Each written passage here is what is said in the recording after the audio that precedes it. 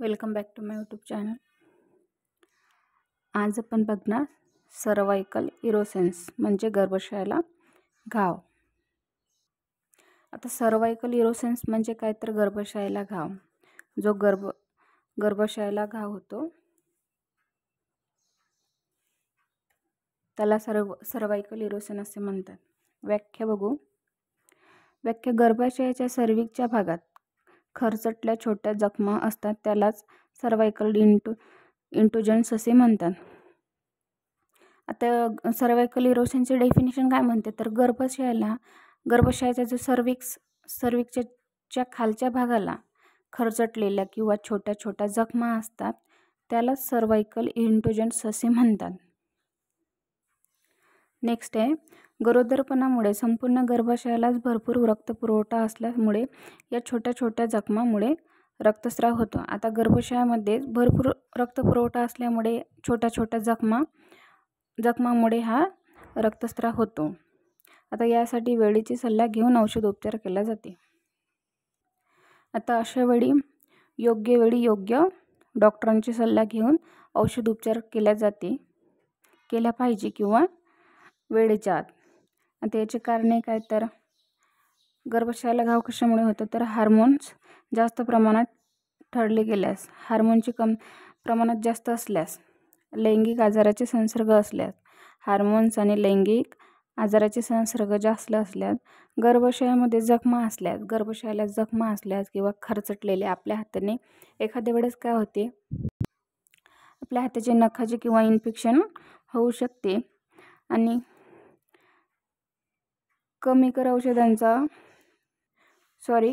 औषधांचा वापर जास्त केल्यास, आता एखाद्या वेळेस आजची जनरेशन काय करते तर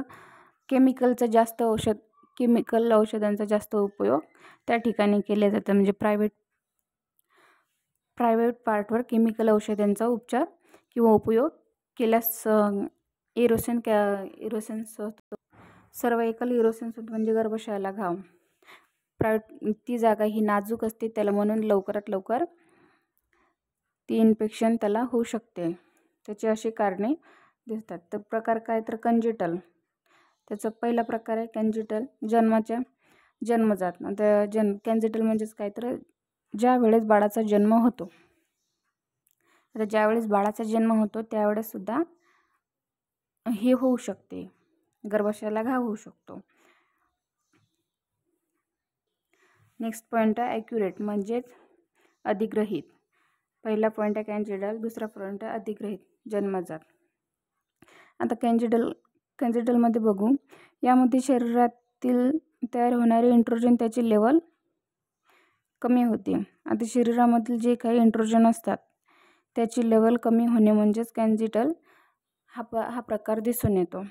हा सहसा जन्माच्या वेळी म्हणजे एखाद्या वेळेस बाळाला जन्म देतो त्यावेळेस हा प्रकार आपल्याला दिसून येतो. अधिग्रहित म्हणजेच गरोदरपणात सर्व्हिकलचा इरोसेन्सचा धोका जास्त असल्यास हार्मोन चेंज दिसून येतो. अधिग्रहित म्हणजे सर्वाइकल इरोसेन म्हणजे सर्वाइकल कॅन्सर सुद्धा असे म्हटलं जाऊ शकते. Cervical cancer.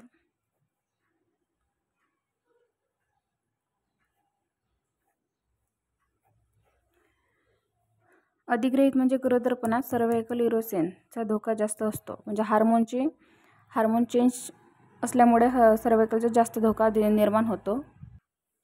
आता ज्या स्त्रियांमध्ये गर्भनिरोधक गोळ्यांचे सेवन करत होत्या, आता ज्या स्त्रिया गर्भनिरोधक गोळ्यांचं जास्त प्रमाणात सेवन करत होत्या त्यांच्यामध्ये हा प्रकार पाहायला मिळतो. दीर्घकालीन सर्व्हिक्सचे दाह असल्यास तर त्याचे रूपांतर सर्व्हिकल इंट्रोजनमध्ये होते. आता दीर्घकालीन